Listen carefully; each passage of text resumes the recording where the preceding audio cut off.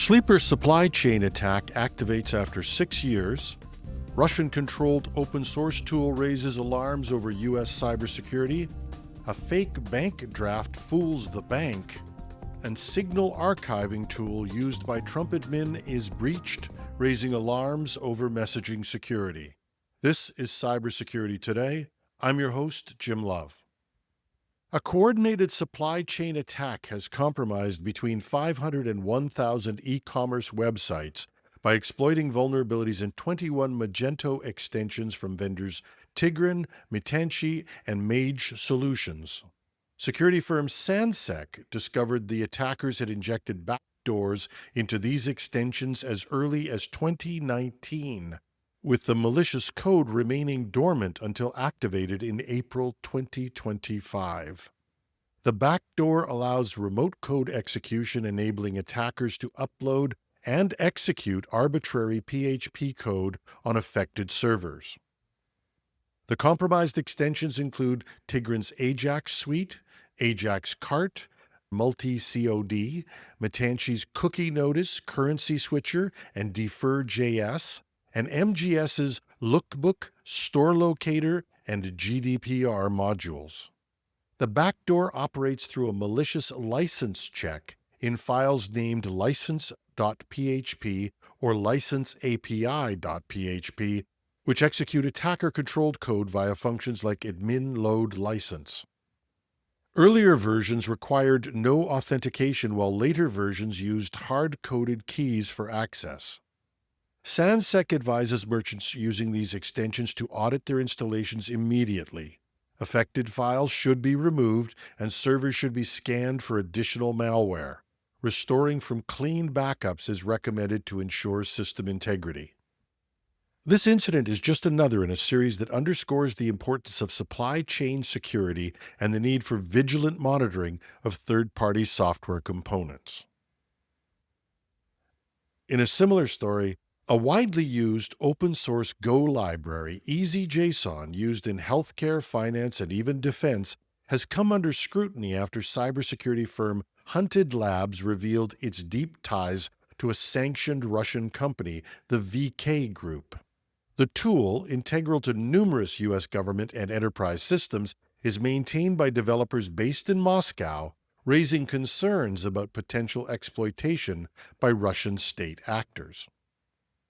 EasyJSON is a JSON serialization library for the Go programming language employed extensively across cloud-native infrastructures. Hunted Labs' investigation uncovered that the library is hosted on GitHub under Mail.ru, a subsidiary of VK Group whose CEO, Vladimir Kirenko, is sanctioned by the US and the EU. While no vulnerabilities have been detected, the potential for future compromise is significant, given the library's pervasive use in critical sectors like defense, finance, and healthcare. Experts warn that EasyJSON could serve as a sleeper cell, enabling supply chain attacks, data exfiltration, or system disruptions if it was manipulated. Its integration into essential tools like Kubernetes, Prometheus, and Grafana amplify the risk, as any compromise could cascade through dependent systems. The situation underscores the need for heightened vigilance in assessing the provenance of open-source software modules. Organizations are advised to audit their dependencies, consider forking critical libraries to ensure control, and implement robust monitoring to detect anomalous activities. As the open-source ecosystem remains a cornerstone of modern infrastructure, ensuring its integrity is paramount to national and organizational security. Now, just how this tool can be replaced is going to be no easy feat, given how prevalent it is in so many open-source packages and tools. A small business in Ontario, Canada, has fallen victim to a sophisticated bank draft scam, losing $108,000 after accepting what appeared to be a legitimate payment for construction equipment. The fraudulent draft was so convincing that even a bank teller at the company's bank initially deemed it authentic. The scam involved a buyer presenting a counterfeit bank draft to purchase the equipment. Believing the draft to be genuine, The business released the machinery. It wasn't until later that the bank that supposedly issued the draft identified it as a fake, by which time the buyer had vanished with the equipment. Fortunately, the company's insurance company honored this as theft, and the company got its money back. The incident underscores the increasing sophistication of financial scams targeting businesses. Experts advise that when dealing with large transactions, sellers should verify bank drafts directly with the issuing bank before releasing the goods. Additionally, waiting for the draft to clear fully could provide an extra layer of security against such fraudulent activities. And while this isn't strictly a cybersecurity issue, it might behoove our CISOs to have a quick chat with the CFO about this and other types of fraud that are increasingly attacking the finance functions. If you thought that the scandal about the Signal tool being used by the U.S. Department of Defense couldn't go any further, it turns out that a messaging tool used by the Trump administration officials to archive encrypted Signal messages has been hacked twice, forcing its suspension and raising new concerns over high-level U.S. communications and how they're being protected. Telemessage, an Israel-based tool used by government agencies to archive encrypted messages from platforms like Signal, Telegram, and WeChat, has shut down its services after two hackers separately claimed to have breached the system. The company confirmed it's investigating a potential security incident and suspended operations out of an abundance of caution, according to a spokesperson for Smarsh, which owns the app.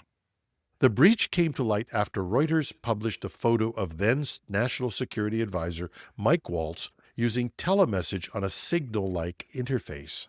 Days later, 404 Media reported a hacker accessed telemessage's backend in about 15 to 20 minutes, gaining access to names and contact details of U.S. officials, internal credentials, and client indicators. A second hacker reportedly told NBC News they independently accessed and downloaded a large cache of files.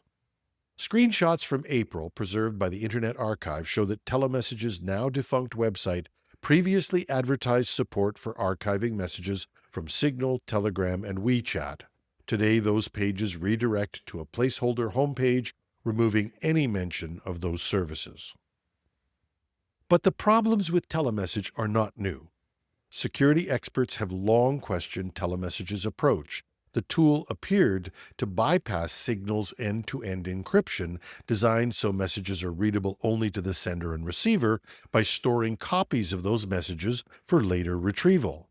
That process, critics warned, could undermine the core security that Signal was built to protect.